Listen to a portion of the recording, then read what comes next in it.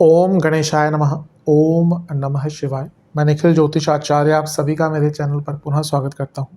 आशा करता हूं कि आप सभी स्वस्थ होंगे। महादेव की कृपा आप सभी पर सदैव बनी रहे। ये वीडियो कन्या यानी कि वर्गों के लिए बहुत विशेष है, क्योंकि वीडियो है 23 से 29 जून 2025 के साप्ताहिक राशिफल के बारे में। कैसा रहेगा आने वाला सप्ताह कन्या के लिए, वर्गों के लिए। जो मेरा साप्ताहिक राशिफल होता है वो प्रमुखतः चंद्रमा और उनकी गति पर आधारित होता है। चंद्रमा एक ऐसे विशेष ग्रह हैं जो बहुत तेज गति से भागते हैं और करीबन 2.25 से 2.5 दिन में अपनी राशि बदल लेते हैं। तो स्वाभाविक है कि पूरा हफ्ता जो कि 7 दिन का होता है उसमें चंद्रमा कई बार राशि बदलेंगे। मन के कारक है और उनकी विशेषता ये भी है कि जिस भाव में जाते हैं उसको एक्टिवेट कर देते हैं, इसलिए डे टू डे एक्टिविटीज़ पर उनका इम्पैक्ट बहुत होता है और इसलिए साप्ताहिक राशिफल की विशेषता बहुत बढ़ जाती है। क्या प्रभाव रहेगा आने वाले सप्ताह में चंद्रमा के इस गोचर का और बाकी ग्रहों के साथ उनके प्रभाव का हमारे जीवन पर, इसको समझने के लिए ये जो साप्ताहिक राशिफल होता है ये अति विशेष होता है। यदि आपकी लग्न राशि या चंद्र राशि कन्या है, दोनों ही गाइडेंस के लिए राशिफल को देख सकते हैं। जहाँ से ज़्यादा सूट करता है, लेट करता है, वहाँ से देखिए। अलग अलग नहीं बन सकते हैं राशिफल। व्यक्तिगत मेरा मत हमेशा से है लग्न राशि से देखेंगे तो अच्छा है। 7:30 आदि को छोड़कर अगर बाकी वीडियोस आप लग्न से ही देखते हैं तो ज़्यादा अच्छा रहेगा। शुरू करते हैं।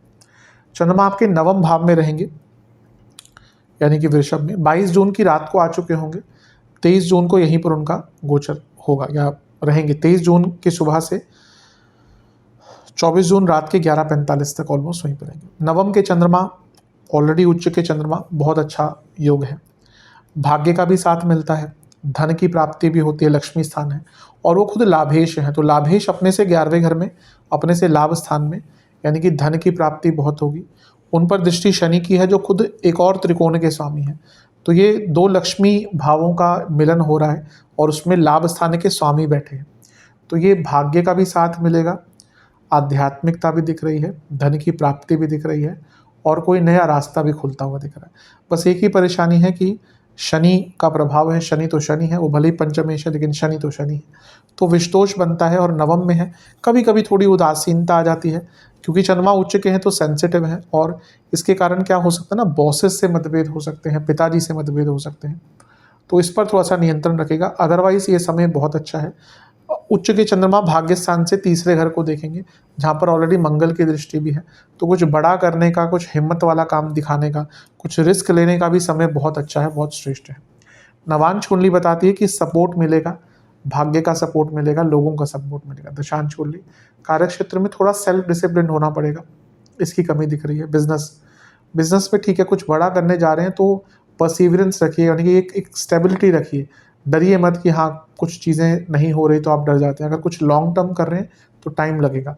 लव लाइफ, कम्युनिकेशन की प्रॉब्लम चल रही है, यहाँ पे भी रहेगी, ठीक करने की कोशिश कीजिए। वैवाहिक जीवन, वैल्यू नहीं है वैवाहिक जीवन में, मॉरली कहिए, अदरवाइज कहिए, तो थोड़ा सा ना वैवाहिक जीवन को स्थिर और स्टेबल करने की कोशिश कीजिए। थोड़ी सी वैल्यू एडिशन कीजिए वैवाहिक जीवन में। स्टूडेंट्स, बहुत अच्छा टाइम है, बहुत अच्छा टाइम है। भाग्य का साथ मिलेगा, अपने कमियों को समझने का, उसको ठीक करने का मौका मिलेगा।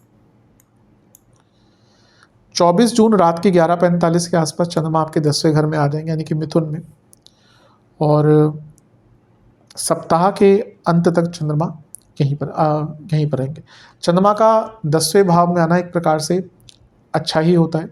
चंद्रमा क्योंकि आपके लाभ स्थान के स्वामी हैं और आपके 10वें घर में है, तो ये कर्मों में सफलता दिखाता है, कर्मों में लाभ दिखाता है और इसके साथ ही धन की प्राप्ति भी दिखाता है।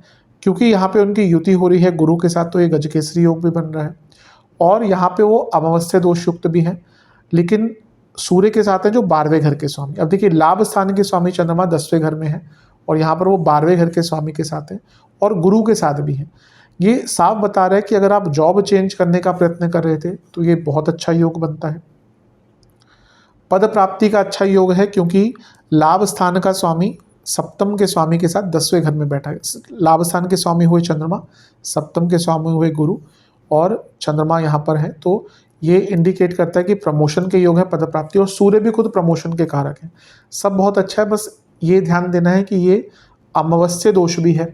सूर्य चंद्रमा साथ में है ना, तो अमावस्या दोष भी है। तो कार्य क्षेत्र में किसी पर भरोसा मत कीजिएगा, गलतियां होने की संभावना बहुत बढ़ जाती है। और क्योंकि गुरु अच्छे हैं लेकिन आपके बाधकेश भी हैं, तो कुछ बाधाएं भी आएंगी। और 12वें घर के स्वामी हैं, अगर यहाँ पे अगर बहुत बुरा समय चल रहा है तो कुछ लोगों की जॉब भी जा सकती है।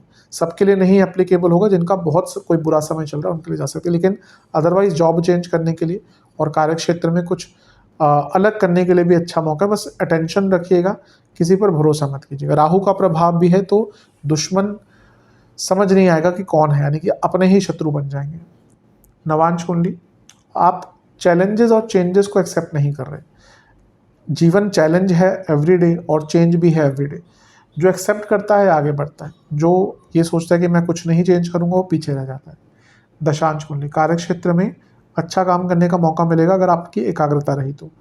बिजनेस की जहाँ तक बात है, प्लानिंग कीजिए, बहुत अच्छा टाइम है प्लानिंग के लिए, कुछ नए काम भी मिल सकते हैं। लव लाइफ, आप अपने रिलेशनशिप को प्रोटेक्ट कीजिए। ऐसा लग रहा है कि ना कुछ बाहरी तत्व हैं जो रिलेशनशिप को खराब करना चाहते हैं, लेकिन आप उस पर ध्यान नहीं दे रहे।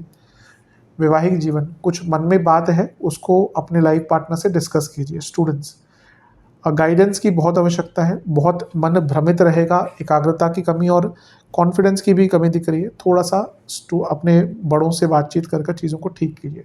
जहाँ तक सेहत की बात है, हड्डियों के रोग, इन्फ्लेमेशन, चेस्ट की प्रॉब्लम। सर्वाष्टक में आपका अष्टम भाव बली है, जॉब चेंज करने के लिए अच्छा टाइम है।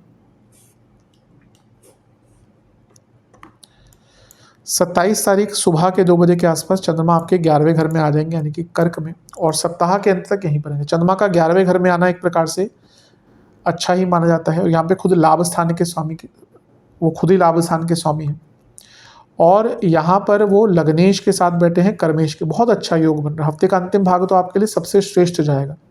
सबसे पहले तो लग्नेश ही लाभ स्थान में है, फिर वो लाभेश के साथ बैठ गए चंद्रमा बुध, और वो कर्मेश भी है, यानी कि कर्मों में सफलता, जॉब में सफलता, बिजनेस में सफलता, इच्छाओं की पूर्ति, कामों में सफलता, कार्य आगे बढ़ेंगे, आइडियाज़ आएंगे, लाभ के नए सोर्स खोलेंगे, क्रिएटिविटी रहेगी, सब कुछ बहुत अच्छा है। बस ध्यान क्या देना है कि बुध चंद्रमा की जोड़ी कन्फ्यूजन क्रिएट करती है, तो कुछ भी डिसीजन, स्पेशली जहाँ पे धन की बात आ गई, बहुत जल्दबाजी में मत लीजिएगा, अन्यथा थोड़ी सी प्रॉब्लम हो सकती है। किसी पर भरोसा मत कीजिएगा, लालच में मत पड़िएगा।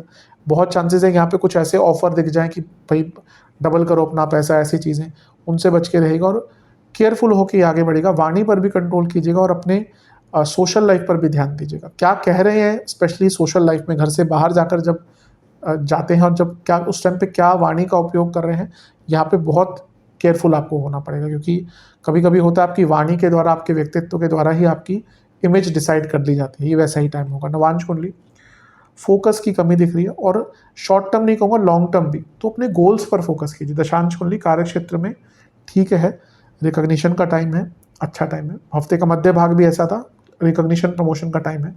बिजनेस, आपको ना अपनी लिमिटेशंस को ओवरकम करना पड़ेगा। अभी दिख रहा है कि लिमिटेशंस आपको तंग कर रही हैं, लेकिन आप कुछ कर नहीं पा रहे उसके लिए, तो लिमिटेशंस को समझकर ठीक कीजिए। लव लाइफ, अपने आप से कनेक्शन कम हो रहा है, इसलिए पार्टनर से भी कनेक्शन कम हो रहा है, इस पर विचार कीजिएगा। क्या बोला मैंने? वैवाहिक जीवन, एक डर है कि बात करेंगे तो लड़ाई झगड़े हो जाएंगे। अगर ये डर है और चलता ही आ रहा है ना, यानी कि कोई कोर वैल्यू जो है वैवाहिक जीवन की, उसमें कमी है। अगर आप अपने लाइफ पार्टनर से बात करने से, ठीक है कभी कभी मूड होता है, गुस्सा आ रहा है, लेकिन निरंतरता से अगर यही है कि आप अपनी मन की बात ही नहीं कह पा रहे, तो कमियां हैं बहुत। पहले उन कमियों को समझिए, तब आगे बढ़ पाएंगे। जहाँ तक स्टूडेंट्स की बात है, बहुत अच्छा टाइम है। हफ्ते का अंतिम भाग बहुत श्रेष्ठ है। स्ट्रेंथ भी रहेगी, मेंटल एज वेल फिजिकल, और सपोर्ट भी मिलेगा, बुद्धिमत्ता भी श्रेष्ठ है। सेहत के दृष्टिकोण से पेट की रोग, इन्फेक्शंस और एंग्जाइटी। सर्वाष्टक आपका नवम भाग्य स्थान बली है, बहुत अच्छा है। भाग्य स्थान बली है, चंद्रमा लाभ स्थान में है, तो धन की प्राप्ति, लाभ की प्राप्ति, इच्छाओं की पूर्ति होकर रहेगी। उपाय के स्वरूप में गणेश चालीसा का एक बार पाठ कीजिएगा, और ओम गौरी सुताय नमः मंत्र का 21 बार जाप करके गणपति जी को मिश्री का भोग लगाइएगा। आशा करता हूँ वीडियो काम आएगी। चैनल पर नहीं सब्सक्राइब कीजिए, वीडियो को लाइक कीजिए। मिलता हूँ आप सभी से अगली वीडियो में, तब तक के लिए ओम नमः शिवाय।